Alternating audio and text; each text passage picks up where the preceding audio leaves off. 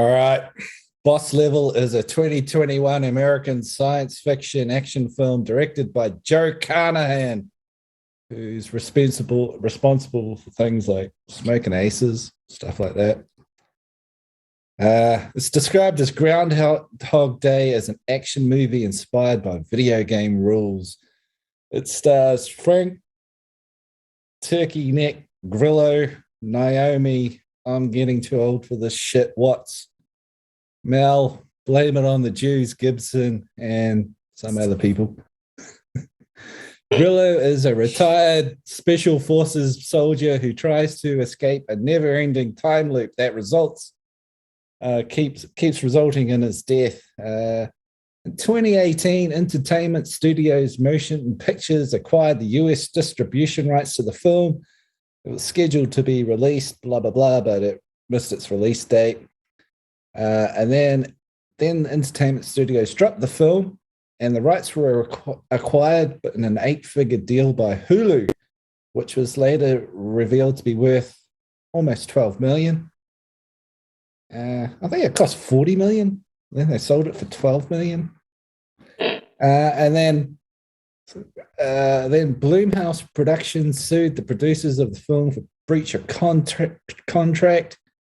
They asserted they bought the film to recut the film after the original version failed to secure distribution, but had not been compensated for their work. Then Blumhouse sued Hulu for continuing to stream the cut of the film after being sent multiple cease and desist notices. Yeah, $45 million. It was made for. So, yeah, made for $45 million. They sold it for 12. I wonder if there was all other things to that deal. This film has more like entertaining backstory than I even would have thought of before or after watching it. Sounds like the drama happened behind the camera and didn't quite make it to the screen, in my opinion. I thought it had plenty of drama on screen. I got one more bit to get through. Rotten Tomatoes. Do it then and shut up. The film has an approval rating of 74%. Fucking Rotten Tomatoes just shames itself once again, with an average rating of 6.5 out of 10. Site's critics' consensus reads, Boss Level powers up the increasingly crowded time loop genre with a gleefully over-the-top science fiction action thriller that revels in its own excess. Metacritics gave it a 56 out of 100, indicating mixed or average reviews. Brad, you obviously love this film. Daniel, I left my brain at the door when I switched it on, and I quite enjoyed the ride, to be honest. I am a fan of, you can't talk about this film without referencing Groundhog Day, right? Classic. Future episode. But seen it once and I can barely remember it, to be honest. Oh my God, we're totally doing it then. It's Bill Murray at his finest. Boss level. Yeah, look, I want to say I enjoyed the style. It was over the top. The lead actor was handsome. Naomi Watt still looks not a day over 31. Did you pick this because it's got Naomi Watts in it?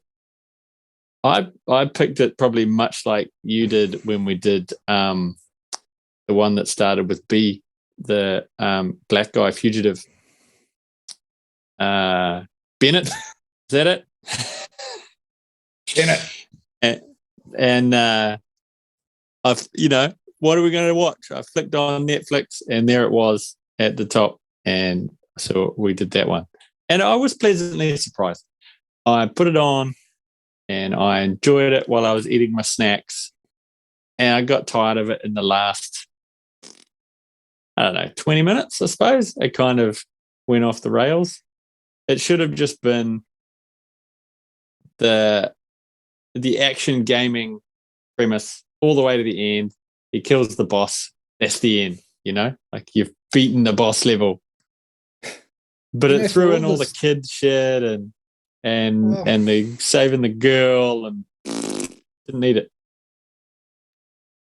Yeah, for me, like when they talk about the excess of the action and stuff, like the action was pretty weak. I thought, like, what? There wasn't a whole hell of a lot. It was glorious fun. Not really. Well, there was helicopters what shooting out bedrooms and stabbings and beheadings and gunfights. You know what ruined this film for me is the whole groundhog premise. Because where's the danger? He's just got. You can't kill him. He's just going to wake up again. Yeah, but he was trying to like. There was none, but he had a job to do, and he had to keep working his way towards that, and he had to solve the riddle of the time repeating in order to get further in. But he used to always, I think in the start of the film, it was just about getting to the bar so he could get really drunk because he'd never gotten past that time. Remember, it was like 11:30 or whatever. He'd always go to the bar, drink himself stupid. Bad guys would all come and kill him. And then what did he do? Something made him last a little bit longer. He went to see his son or something. He went and he lived a bit longer. To the skateboard park. And then he realized that he lived so long because he was in the metal shielding of the tracker. The coffee shop. The tracker didn't work. Blocking the tracker, and then being underground and underneath the concrete, they couldn't find him because of the tracker too. And then he found his tooth. Yeah. Yeah. I thought it was all very well done up to that point. Oh my gosh. Well, okay, here's my honest. Sorry, it wasn't opinion. Fucking highbrow for you, Mr. Metallica's Black Album. So the thing for me is like, there's a couple of really bad signs for me when I'm watching a movie early on. If these things happen, I'm like, oh no, we're in trouble. One is when a film starts cutting back and forth to, they start explaining stuff and then they go, we need to go back to last week and explain this bit. And then they pop back a week. And then they pop back to the present. And then they say, we need to go talk about 6 months ago. And they go back to 6 months ago. And when it starts hopping through time like that, case in point would be Birds of Prey. Have you seen that? I never saw Birds of Prey. Nah. Oh my God, you just like what? Just map the story up. Anyway, so that's a bad sign for me. The other bad sign for me is when the exposition came on, and I thought, okay, that's the style of the film. We've got voiceover explaining who I am when I wake up and what's going on. But then it just kept going and going and going and needlessly going, and it's like reading a book after a while. And I thought, oh, this is just terrible. Terrible. You can't you just watch a film and not analyze it, Mr. I'm a film guy? No.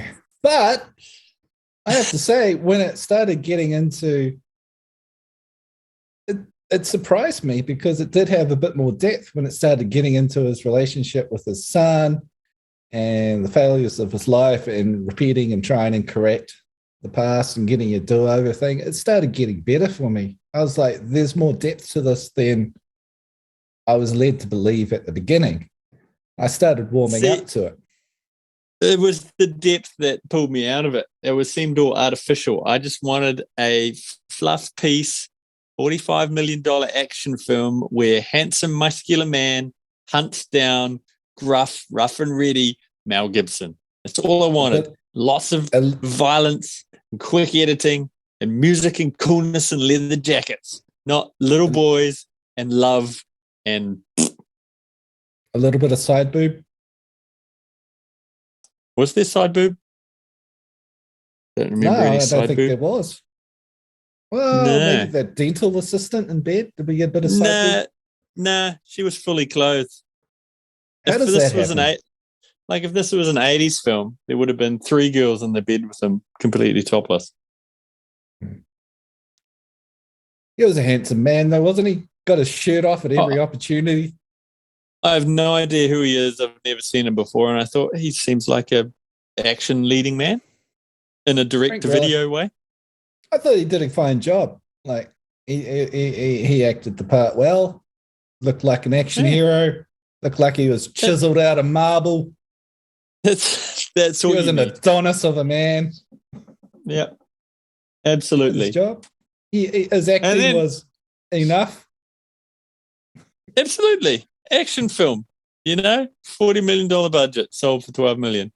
But do you think Mel Gibson had anything to do with the film failing? No, I mean, you got the pandemics and all that. There's a million things. And that Joe Carnahan, all his other films, like, I don't think they've all been huge hits. It's all pretty B movie kind of schlock.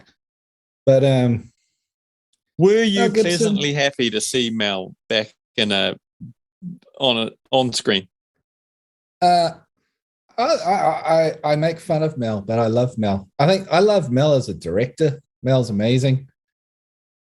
There's a little known film. I don't know if anyone's heard of this. Braveheart. Fantastic movie. Love Piece Braveheart. Of shit. Love Braveheart. As someone who's half Scottish and half English, watch the Titanic than fucking Braveheart. That's another brilliant film.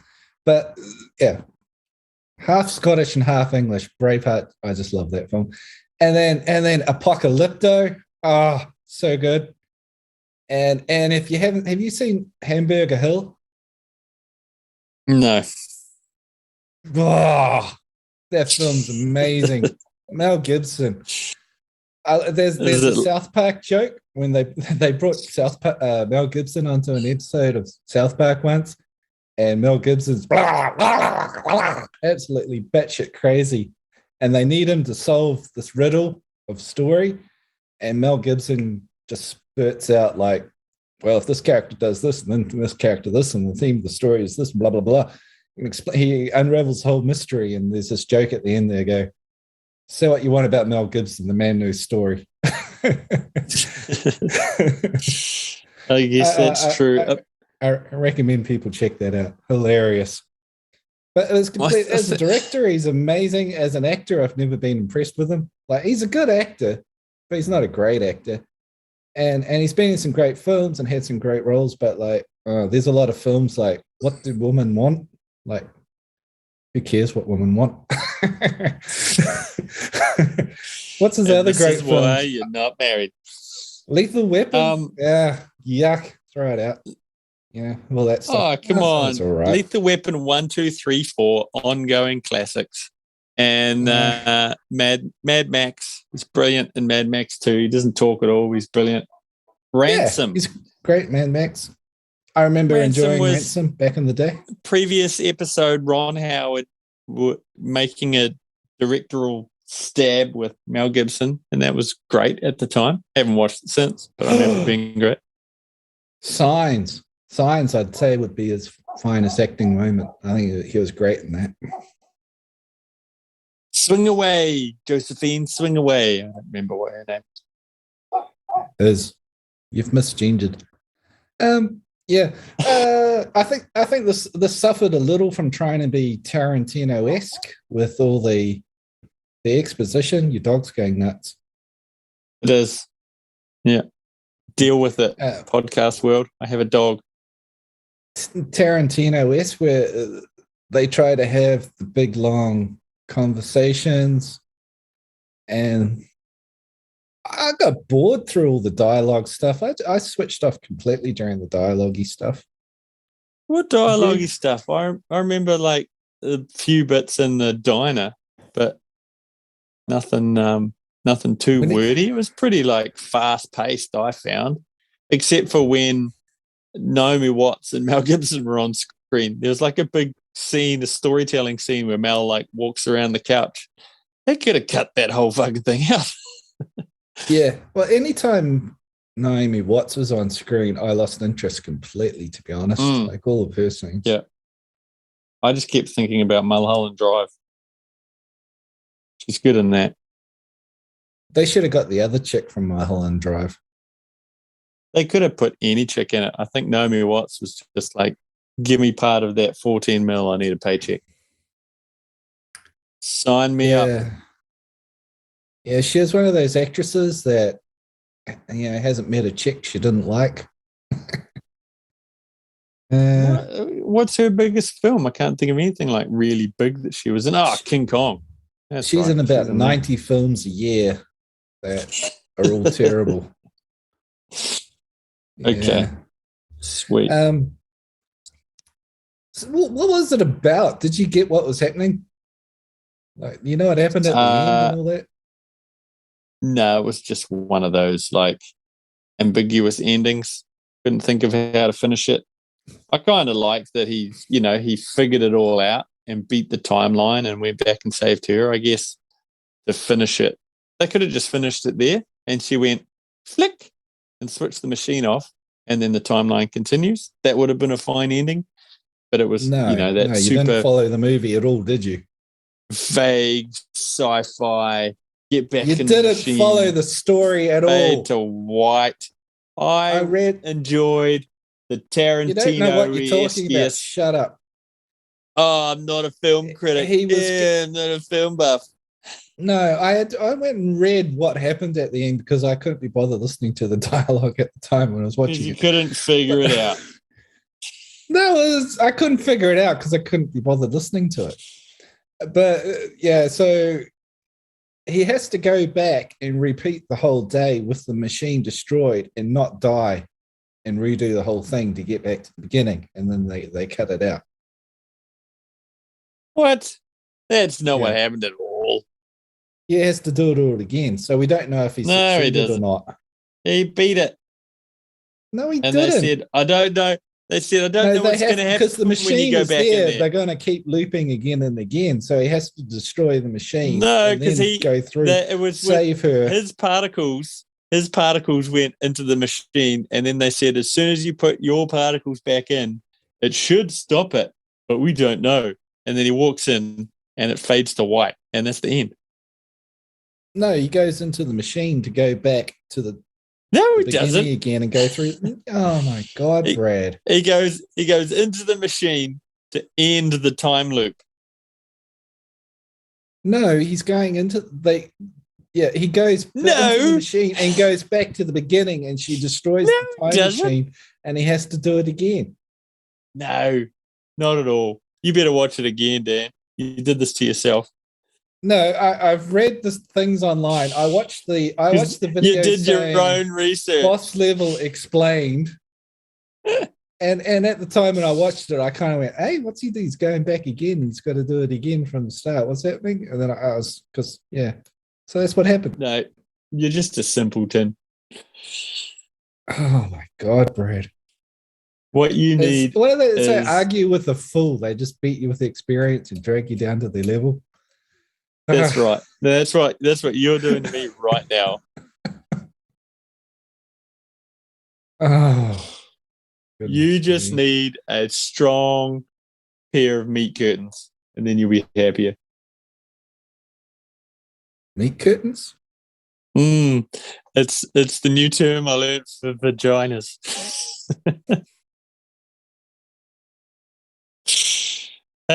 Brought this down a whole peg. I think this is our worst episode. I would have liked to see there were bits I thought were cleverer when he was getting smarter, like when he found the tracking device and he used that as a trap to draw the other guys in and kill them, the hitman. Yeah. But I mean, he did that all the way through. He figured out each little thing bit by bit methodically, which I appreciated. And then even when he got into the boss house, it was like kept dying in the elevator or something. And that worked. He had to keep tweaking it. But what didn't work within the system, because it kept showing, you know how it showed it was either day 1 or, attempt 22 or whatever it was. When he was like, he got up to the level and he fought Orenishi or whatever the sword chick's name was. And he dies there and he's like, that's right. I conveniently heard earlier in this film that the lady that sits down in the cafe is a sword fighting specialist. So he goes and meets her and goes, I need to learn how to sword fight. And it goes, day 41. And he starts learning how to sword fight. And then it goes, day 42, and he's a little bit better. 43, he's a bit better. I think it gives him 10 sessions, right? 10 afternoons with this sword lady, and he's a master swordsman. I'm calling bullshit on that one. Oh. I can suspend my disbelief only so much. You cannot become a master swordsman in 10 afternoons. Did that ruin the film for you? No, it didn't ruin the film. It didn't ruin the film. Helicopters with Gatling guns outside your window. That was fine. I like that. It was like the Matrix. But the sword thing made me go, nah, you couldn't possibly do that in 10 afternoons. But you can pull out your own tooth with some pliers. Absolutely. I said meat curtains, and now you're speechless. That was like when, I was like when he pulled out a tracking device, and then he had to crack his tooth open and find a metal tracking device and get a guy to confirm for him that it was a tracking device. You still there? I'm still here. My battery just he's got to get a scientist to confirm. I've got a tracking device. I thought that was a bit silly. Well, you never know. It might just be a specialist dental implant. Who knows these days? I don't think it was as funny as it could have been. I don't think none of the jokes really landed for me. You could have done it with Chris Rock or Will Smith instead of another handsome white man, right? Is that what you're saying?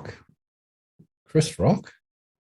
Hey, I'm stuck in the same day again. That's not Chris Rock. Who's that guy? That's from Chris Tucker. Yeah, that's right. That's just another black Chris. Oh my god! Straight to air. What you mean is that you were really pleased with the diversity in this film. There was a lot of Asian actors. To me, and all Chris's look the same. Just been even better. And all black people. All Chris's look the same. That's what I'm saying. Should have been Dave Chappelle. He's pretty buff now. Yeah. Should have been Dave Chappelle. Anyway, what was Mel Gibson? He created the time machine, so he's going to take over the world by going back in time and changing the past. That was the general gist of it, wasn't it? He was the good guy. Mel Gibson wanted to be, didn't he? He wanted to go back in time and stop all the bad things happening. Yeah. Hitler and stuff was mentioned, wasn't it? I'm sure it was, because that's who Mel Gibson would want to go back and stop. Right. Because of Mel's love for the Jews. Yeah. It would have stopped things a bit later than you'd expect. That's right. That's right. It's just a few million later. Just delay the invasion slowly.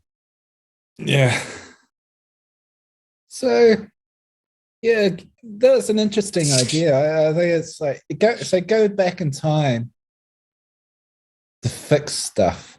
Like to me, the problem I've always had with that it just oversimplifies things. Like if we do this one thing, that fixes everything. Go back in time. If we just kill Hitler, that fixes everything, right? But it's like, I realize that Hitler was,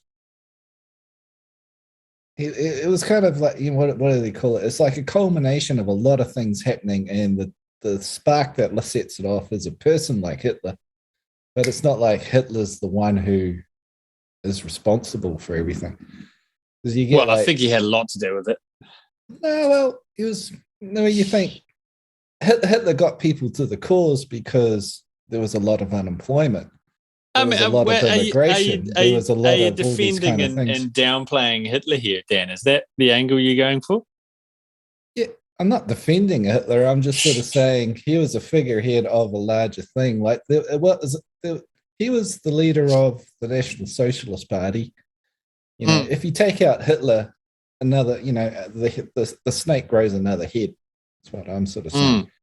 So like But trying to go back and kill one thing to fix everything, it's kind of like you just get an alternate version, not actually change the past, really. But it's like if you went back and did something good, like instead of killing somebody, let's say you saved Kennedy or you stopped John Lennon being shot, right? The ramifications of that happening would completely change everything. You know, let's say Kennedy's not shot, well, then maybe the Vietnam War doesn't happen, right? Or you don't kill John Lennon, maybe 9/11 doesn't happen. And that, you know, that'd make big societal changes. I don't know where I'm going with that, but if I was in a time loop, I could say that again and better and have a point. But if you had a time machine, would you go back in time and kill Hitler? Would that change the world and make it a better place, or would you do something else with it? Like in the end, we won. Correct. Hitler was defeated. So, but what if you were a German that followed Hitler's beliefs? Would you go back in time and have him win? Yeah, because he lost. So why go back and fix something that it worked out all right in the end anyway? I mean, but did it work out all right in the end? Because if it had gone different, and he, you know, and let's say Kennedy, let's get rid of Hitler because I don't like talking about Hitler because I don't know enough about it. He was bad, gas chambers. Save Kennedy. Does that mean no COVID? Right, something small like that. Does that way back then? Does that change the shit things about now? The thing is, to get a time machine going, you kind of got to be a real Mel Gibson's character's got to be a real smart dude with a lot of money. If you go and change the past, you might screw that up. Like he might have become a bum. Like so that's right. Point? You might not even be born. I guess my point is like the villain with a dumb plan. And you're a billionaire already. Why do you want to change the past? Like you're already like things are already all right for you. Like what do you want better out of life? You're like Jeff Bezos and stuff. You just get bored, so you're going to go to space. But hey, I'm going to build a time machine instead of going to space.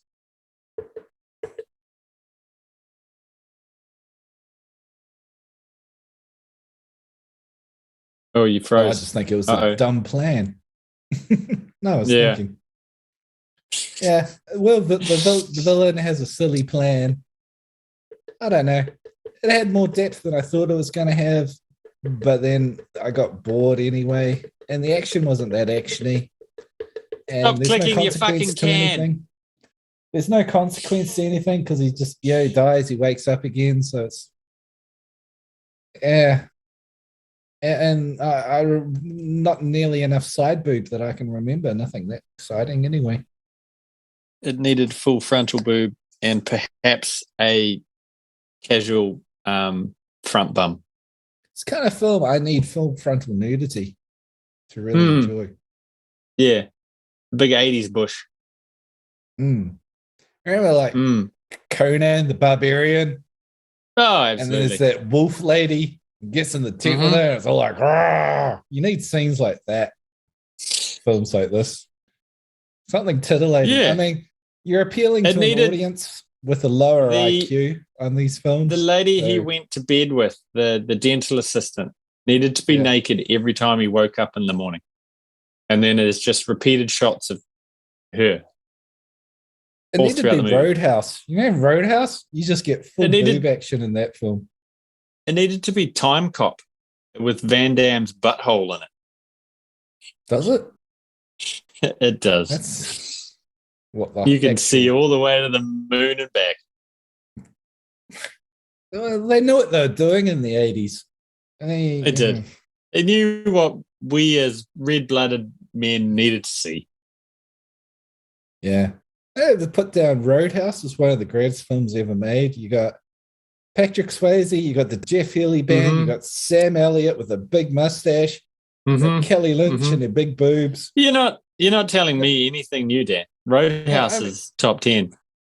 But in a movie for dummies, like a B movie, like you need to go that whole hog and get boobies and you know. Yeah. You need to play, you're making a film for our basic instincts. It's action and adrenaline. And what goes well with action and adrenaline? This is a bit Boobs and front PG-13 bump. for me. The film, it's pretty soft. lightly rated. Well, for a film with decapitations and lots of blood, it's very light on skin. Yeah. It's like Once Upon a Time in Hollywood. You need that scene when you're smashing a girl's face into a phone and cracking it apart and setting them in fight with a flamethrower, and just go. You got to go for it, you know. Like right. This felt a bit muted and a bit lightweight along the way. It did. Would you watch it again? And what are you rating it? I would never watch it again, and I'd give it 3.5 cat meows, maybe. I would never watch it again, but I'd give it if you're into some Friday night action with some popcorn, I'm going to give it a 6 out of 10. So what would you pair this one with? Oh, bargain Double bin? feature. Damn. Yeah. Maybe Groundhog Day? Why not? Keep it simple. Keep the time loop thing going. No! Or, this. And then you want a thinking man's film, but it's still dumb. So Butterfly Effect. Remember that Ashton Kutcher thing? You're going to put Ashton Kutcher in the thinking man's realm. No, as in this was an action movie for dummies. So I'm putting another sort of time jumpy film for dummies in there. So I'm going with Butterfly Effect. And let's be honest, Ashton Kutcher needs all the help he can get at the moment. So this will help his Google responses. Isn't he? I'm sure he is. He's a billionaire investor, and he's oh wow. Good on you, Ashton. Yeah, I would pair this with Roadhouse, because if you're a dummy if your IQ is sub 80 and you're looking for something that doesn't challenge you, get Roadhouse and you should see how it's done. Like, amazing stuff. Roadhouse. Thanks for listening to Pointless and Confused. We believe there's a little thing where you can send a tip if you want. We have no idea how it works. We need cash. Yeah.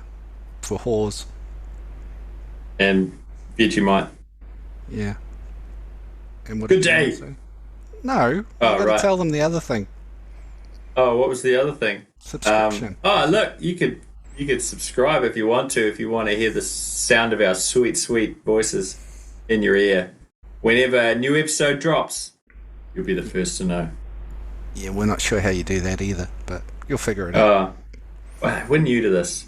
Come on, you guys.